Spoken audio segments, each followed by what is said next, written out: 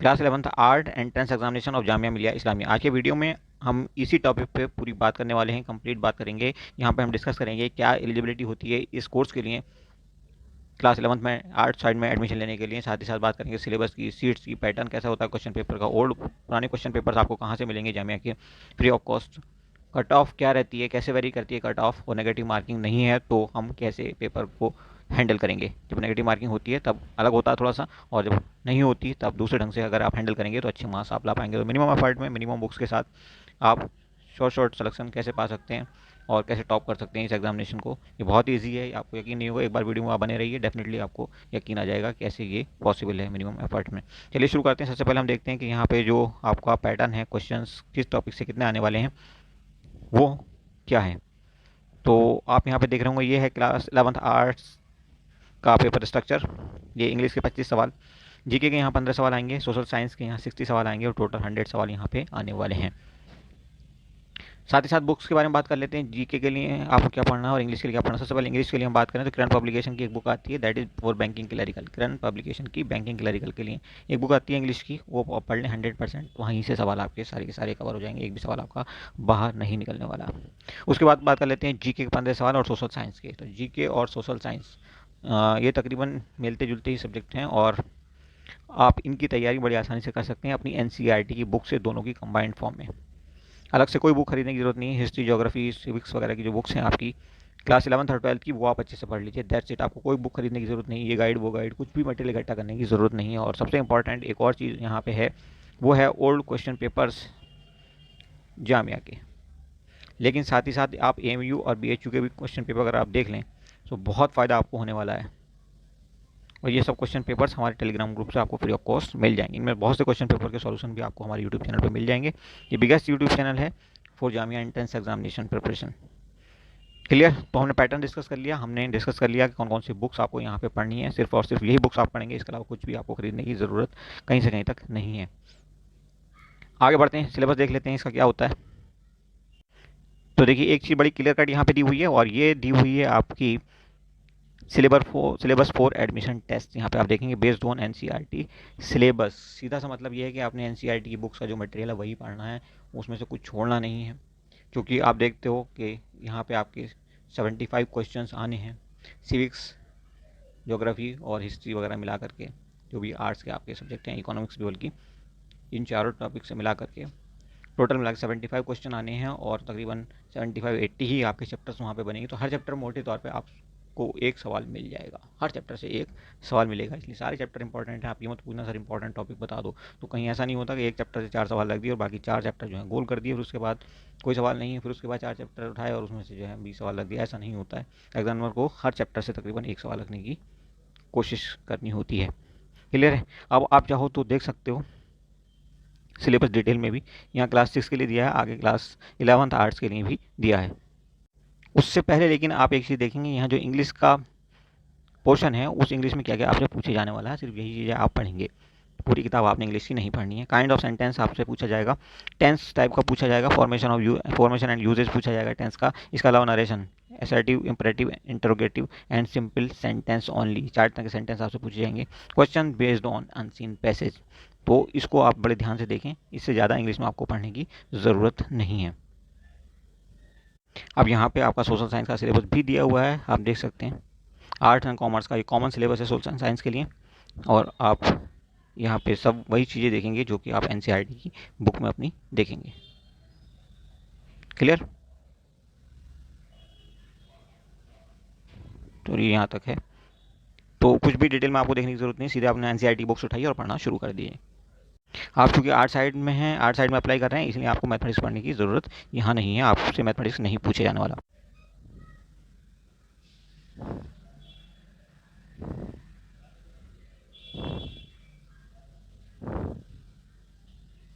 अब बारी आ गई आपकी होमवर्क शीट की। तो ये है आपकी होमवर्क शीट, आप यहाँ पे देख सकते हैं, और इसकी कॉपी आपको चाहिए तो हमारी वेबसाइट से आप डाउनलोड कर सकते हैं। डिस्क्रिप्शन में आपको लिंक मिल जाएगा।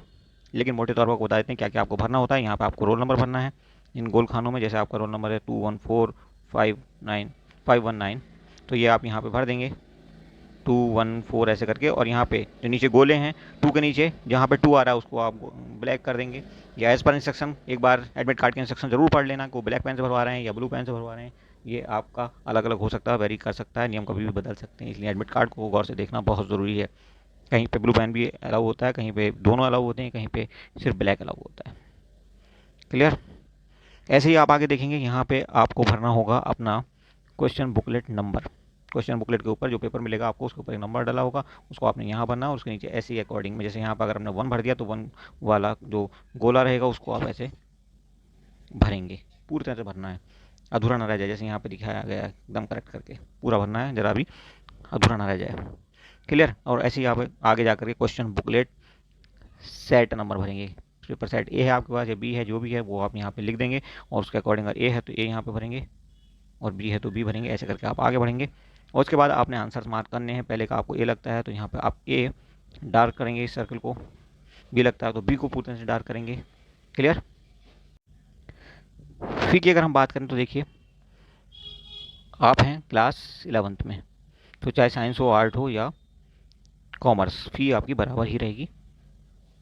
और आप देख सकते हैं ये 3,795 अगर आप जामिया सीनियर सेकेंडरी स्कूल में एडमिशन लेते हैं तो, ठीक है, 3,845 क्लास 11th, और ये क्लास 12th की फ़ी है। सैयद आबिद हुसैन में अगर आप एडमिशन लेंगे, ये सेल्फ फाइनेंस स्कूल है, तो यहाँ पे आपकी 29,800 फ़ी बनेगी, क्लास 11th और क्लास 12th दोनों में 29,800। ओके। अगर आप जामिया सीनियर सेकेंडरी स्कूल में एडमिशन लेते हैं एज ए गर्ल तो आपको फ़ी देनी होगी इतनी और इतनी, और अगर आप यहाँ पे सेल्फ फाइनेंस कैटेगरी में जाते हैं तो 29,800 फ़ी आपको देनी होगी, क्लास 11th में भी और क्लास 12th में भी। अब यहाँ पे आप देखेंगे हॉस्टल के बारे में दिया है कि हॉस्टल की फ़ी आपको लगेगी 29,950 रुपये टोटल। 2 इंस्टॉल में आप यहाँ पे भी पे कर सकते हो। बाकी इन डिटेल्स को आप क्लियर कट पढ़ लो। Limited number of seats available होती हैं हॉस्टल के अंदर, हर किसी को हॉस्टल मिलना तो पॉसिबल नहीं होता।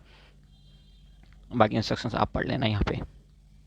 अब बारी आती है सीट्स की, तो यहाँ पे सीट्स देखिए, आर्ट्स की बात हो रही है तो ये 30, 80, 110 और 30, 140 प्लस 50, 190 टोटल सीट्स हैं। 3 स्कूल हैं आपके, एक गर्ल्स सीनियर सेकेंडरी स्कूल है, एक आपका सेल्फ फाइनेंस भी उसी में होता है, दूसरा एक आबिद हुसैन है जो पूरा सेल्फ फाइनेंस है, और एक और स्कूल है जो कि कॉमन है, वो भी आपका जनरल है, उसमें सेल्फ फाइनेंस नहीं होता। तो टोटल वैसे तो 3 है, लेकिन गर्ल्स में भी 2 कैटेगरी हो जाती हैं, सेल्फ फाइनेंस और नॉर्मल दोनों, तो इसलिए यहाँ पर 4 दिखाई दे रहे हैं आपको। क्लियर। ये जो चौथी कैटेगरी है ये गर्ल्स की सेल्फ फाइनेंस वाली कैटेगरी है। अब देख लेते हैं कितने मार्क्स आपको चाहिए होते हैं इस एग्जाम में बैठने के लिए। तो यहाँ पे आप देखेंगे 11th आर्ट्स के लिए दिया एग्रीगेट परसेंटेज तो मार्क्स 41% होना चाहिए मिनिमम, ओवरऑल सारे सब्जेक्ट्स में मिलाकर के इतने चाहिए ही चाहिए, और इंग्लिश के अंदर भी कम से कम इतने नंबर चाहिए। अगर इंग्लिश के अंदर कम नंबर आएंगे आपके तो आपको एडमिशन नहीं दिया जाएगा। क्लियर है। और आगे कुछ और इंपॉर्टेंट पॉइंट्स हैं उनको भी डिस्कस कर लेते हैं। दो opting for mathematics in science, commerce या आर्ट स्ट्रीम, जिनको मैथमेटिक्स चाहिए अभी क्लास 11th में, चाहे वो आर्ट्स में ही क्यों ना हो, तो उनको मिनिमम 61% मार्क्स चाहिएंगे इन मैथ्स में उनको क्लास 10th में 61% मार्क्स होंगे, तभी उनको क्लास 11th में मैथ्स सब्जेक्ट मिलेगा। क्लियर। और दूसरा पॉइंट कहता है percentage of marks will be calculated as per CBSE। Third point क्या कहता है, internal students and Jamia employ wards will be admitted to class 11th। Internal student जो ऑलरेडी यहाँ पे पढ़ रहे हैं जामिया के अंदर, उनकी मेरिट अलग बनेगी, और एम्प्लॉयज़ के जो बच्चे हैं उनकी मेरिट भी अलग बनेगी। एक और पॉइंट है जो आपके साथ डिस्कस करना ज़रूरी है, क्लास 6 और 9th के लिए जो आपका बर्थ सर्टिफिकेट माना जाएगा, वो आपको स्कूल से मिलने वाला कोई भी सर्टिफिकेट, TC वगैरह, उसी को बर्थ सर्टिफिकेट मान लिया जाएगा। लेकिन अगर आप क्लास 11th में एडमिशन लेने जा रहे हैं तब आपकी क्लास 10th की जो मार्कशीट पे डेट ऑफ बर्थ पड़ी होगी वही आपकी डेट ऑफ बर्थ मानी जाएगी, उससे पहले कोई भी सर्टिफिकेट एप्लीकेबल नहीं होगा। और अब बारी है कट ऑफ की। तो देखिए कट ऑफ कहीं पे भी फिक्स नहीं होती, मैं आपको बड़ा क्लियर कट बता देता हूँ। हकीकत ये कट ऑफ में 10-15 पॉइंट 20 पॉइंट तक का वेरिएशन आना बड़ी आम सी बात होती है। जैसे इसी साल 2020 में BSc बायोटेक के केस में हुआ था। बायोटेक के इस बार जो एडमिशन हुए हैं वो तकरीबन 80 अबव में हुए हैं, और लास्ट ईयर जो उनकी कट ऑफ थी वो 47 थी, तो तकरीबन 33 मार्क्स का सीधा डिफरेंस आया कट ऑफ में। तो कट ऑफ के चक्कर में ज़्यादा ना पड़े, कोशिश करें कम से कम 80 नंबर आपके आउट ऑफ 100 आ जाएँ, ताकि आपका पहली लिस्ट में ही सिलेक्शन हो जाए। क्लियर। और ये बहुत मुश्किल काम नहीं है, जो आपको बताया शॉर्टकट ये बेस्ट है। आप 1 महीना अच्छे से मेहनत करोगे तो दुनिया की कोई ताकत आपको एडमिशन से नहीं रोक सकती, और एक भी सवाल आपका NCERT से बाहर नहीं जाने वाला किसी भी कीमत पे। अब आप देख सकते हैं यहाँ पे जो लास्ट ईयर कट ऑफ रही है 2020 को किसी ढंग से रही है 51, पहली लिस्ट के हिसाब से जो फर्स्ट लिस्ट है ये आपकी वो शो कर रही है, और उसके बाद इस लाइन में जो शो कर रहा है वो आपका फाइनल कट ऑफ है इस स्कूल में। स्कूल का नाम है senior secondary school self finance. Okay. तो जनरल की 48 फाइनल रही है और उसके बाद 47 रही है मुस्लिम में, मुस्लिम वुमेन में 43 और मुस्लिम ओबीसी में 48 इस स्कूल में रही है। दूसरे स्कूल की बात कर लेते हैं जो कि Jamia senior secondary school, common school है गर्ल्स और बॉयज़ दोनों के लिए। यहाँ पे सिर्फ एक ही कट ऑफ दिख रही है, वो है आपकी 56 जनरल में।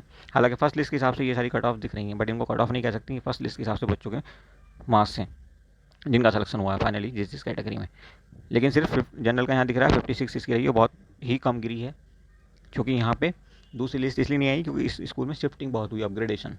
जैसे किसी ने पहले सेल्फ फाइनेंस में एडमिशन मिला तो वहाँ ले लिया, लेकिन जब उसको वैकेंसी दिखाई दी यहाँ पे बच्चों ने छोड़ा तो वो इस स्कूल में शिफ्ट कर गए। तीसरा स्कूल है हमारा Jamia girls senior secondary school. तो इसमें जो final cut off main 4 category की रही है वो ये रही है। ये पहली लिस्ट के हिसाब से कट ऑफ थी, इसको हम कट ऑफ नहीं मान सकते। और एक स्कूल और है, ये स्कूल बल्कि कह सकते हैं कि सेल्फ फाइनेंस वाला भी देख लेते हैं। इसी स्कूल में सेल्फ फाइनेंस की फैसिलिटी भी है। तो यहाँ पे देख सकते हैं सेल्फ फाइनेंस में जो कट ऑफ रही है वो ये रही है गर्ल्स सीनियर सेकेंडरी स्कूल में। ठीक है, तो that's all in this video. उम्मीद करते हैं कि आपको इस वीडियो से बहुत फ़ायदा हुआ। Thank you for watching.